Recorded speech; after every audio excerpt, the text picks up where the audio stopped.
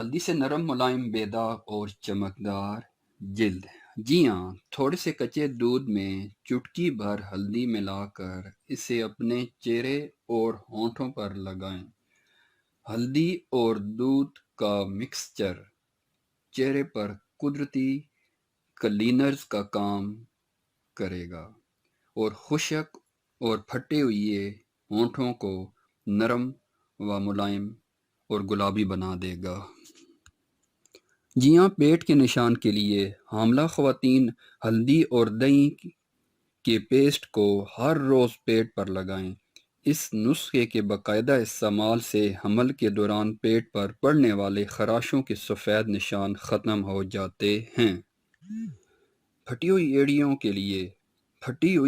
کے لیے 3 کھانے کے چمچ ہلدی میں 1 چمچ ناریل کا تیل ڈال کر اس کا پیسٹ بنائیں اور اسے ایڑیوں پر لگائیں۔ اس سے نہ صرف ایڑیاں صحت مند ہوں گی بلکہ اس کے پھٹنے کی وجہ سے ہونے والے درد کو بھی فوری سکون اور آرام ملے گا۔ اس کے علاوہ اس قدرتی نسخے کا استعمال انگلیوں کے درمیان پیدا ہونے والے انفیکشن کو بھی روکنے میں مدد دیتا ہے۔ اس نسخے کو اس وقت تک استعمال کریں جب تک ایڑیاں اچھی حالت میں نہ آ جائیں۔ آنکھوں کے گرد جھڑیاں۔ ہلدی کا استعمال آنکھوں کے گرد جھڑیوں کا خاتمہ کرنے کے ساتھ ساتھ سیاہ حلقوں کو بھی غائب کر دیتا ہے۔ تھوڑی سی مقدار میں گنے کا رس لیں اور اس میں چٹکی بھر ہلدی ملا کر چہرے پر لگائیں۔ جھڑیوں کے لیے بہترین قدرتی نسخہ ہے۔ ہلدی خشک جلد کے لیے خشک و بے رونق اور کھردری جلد کے لیے 1 عدد انڈے کی سفیدی میں 2 قطرے زیتون کا تیل، 1 تازہ لیموں کا جوس، تھوڑا سا عرق گلاب اور چٹکی بھر ہلدی ڈال کر اس طرح مکس کر لیں کہ اب اس مکسچر کو چہرے پر لگائیں اور بعد میں خشک ہونے پر نیم گرم پانی سے دھو لیں۔ اس نسخے کا باقاعدہ استعمال سے جلد کی سیاہی اور خشکی دونوں دور ہو جائیں گی۔ ہلدی پیک۔ آدھا کپ کھٹے دہی میں 1 کھانے کا چمچ ہلدی پاؤڈر شامل کر کے اس کا پیسٹ بنا لیں اور اب اسے ہاتھوں، بازوؤں اور ٹانگوں پر لگا کر مساج کریں اور پھر ٹھنڈے پانی سے دھو لیں، لیکن صابن کا استعمال نہ کریں۔ دہی کی جگہ آپ جو کا آٹا بھی استعمال کر سکتے ہیں۔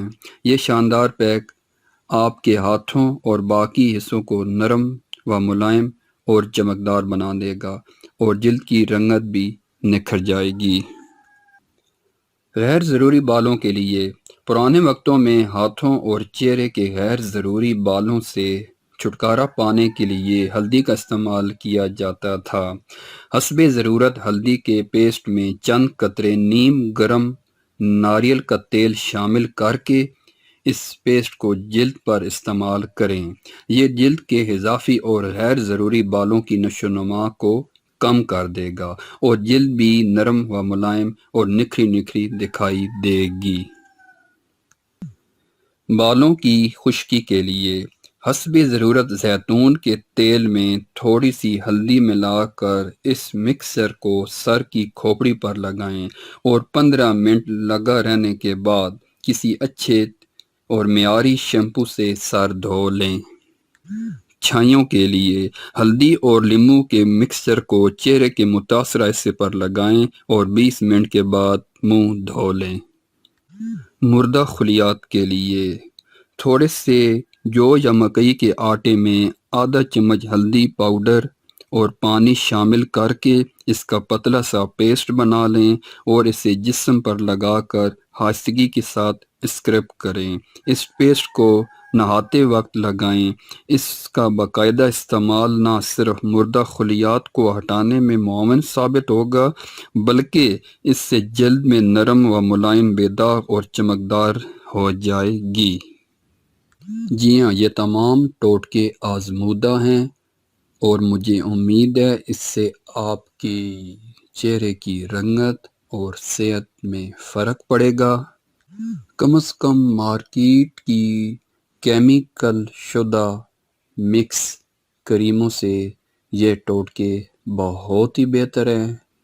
فرق صرف اتنا ہے کہ ان چیزوں میں، ان ٹوٹکوں میں تھوڑی سی سٹرگل کی جاتی ہے۔